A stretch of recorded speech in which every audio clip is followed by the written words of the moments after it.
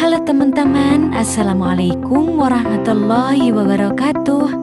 Perkenalkan, saya atas nama Rizka Amelia dari Prodi PAI 3B akan menjelaskan bagaimana sih perkembangan yang akan dihadapi ketika mulai meranjak ke masa dewasa. Tentunya di video kali ini saya akan membahas mengenai topik permasalahan yang kita hadapi ketika mulai memasuki masa dewasa.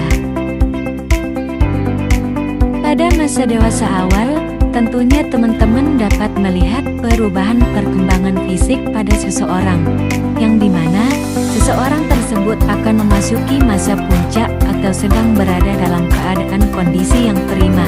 Contohnya seperti kekuatan otot, kepadatan tulang dan fungsi kardiovaskular berada di titik optimal. Tetapi juga pertumbuhan fisik melambat dan ada kecenderungan perubahan berat badan. Masa dewasa awal dapat dilihat juga dari umur seseorang yang dimulai dari 18 sampai 40 tahun. Pada fase ini, seseorang mulai menyesuaikan diri terhadap pola-pola kehidupan yang baru dan harapan-harapan sosial baru, seperti puncak kekuatan fisik, kesehatan dan reproduksi, serta penurunan yang bertahap. Selanjutnya, perkembangan kognitif. Menurut Piaget, kognitif seseorang pada fase ini masuk ke tahap operasional formal, di mana seseorang sudah dapat berpikir abstrak, dapat membuat hipotesis mengenai masalah yang dihadapi dan lain sebagainya. Terdapat 4 faktor tahapan utama perkembangan kognitif menurut Jean Piaget. Yang pertama, perhatian, yaitu kemampuan untuk menyeleksi rangsangan yang penting dari lingkungan. Dan yang kedua, daya ingat, yaitu berfungsi untuk menyimpan dan mengingat informasi yang erat kaitannya dengan konsentrasi.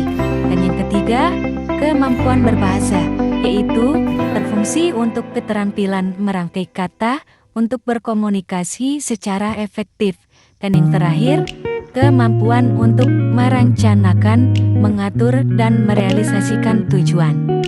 Itulah 4 faktor menurut Jean Piaget. Baik, kita lanjut ke perkembangan emosi sosial. Pada fase ini, seseorang akan melakukan flashback terhadap kejadian masa lalunya. Jadi, kemampuan emosi sosial adalah kemampuan untuk memahami dan mengelola emosi diri sendiri maupun orang lain, yang bertujuan untuk membangun hubungan yang positif, serta membuat keputusan yang bertanggung jawab dalam interaksi sosial. Ada 5 komponen beserta penjelasan mengenai kemampuan sosial emosional. Jadi yang pertama, mengelola emosi, yaitu mengenali dan menamai perasaan yang dialami baik diri sendiri maupun orang lain. Yang kedua, mengelola emosi, yaitu mengendalikan dan mengekspresikan emosi secara sehat dan konstruktif. Yang ketiga, empati, yaitu merasakan dan memahami perasaan orang lain serta memberikan kontribusi positif dan interaksi. Yang keempat, membangun hubungan, yaitu terhubung secara positif dengan orang lain, berkolaborasi, dan menyelesaikan konflik secara sehat. Yang terakhir, mengambil keputusan, yaitu membuat keputusan yang bertanggung jawab dan berbagai situasi sosial.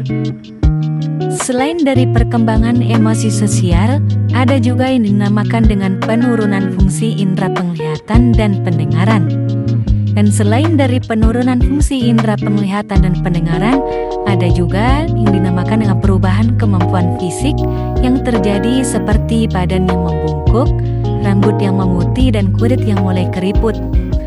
Pada orang yang sudah lanjut usia, penurunan fungsi indera penglihatan dan pendengaran, serta postur tubuh yang membungkuk, rambut memutih, dan kulit yang mulai keriput adalah bagian dari proses penuaan alami yang biasa disebut dengan degenerasi, dan bukan merupakan fungsi dalam arti positif, melainkan perubahan fisik terkait usia yang memengaruhi kualitas hidup seseorang. Oleh sebab itu, semakin tua seseorang, maka semakin sadar bahwa kesempatan hidup mereka semakin sedikit, sehingga Mereka cenderung lebih banyak melakukan aktivitas beribadah dan mendekatkan diri kepada Tuhan Yang Maha Kuasa.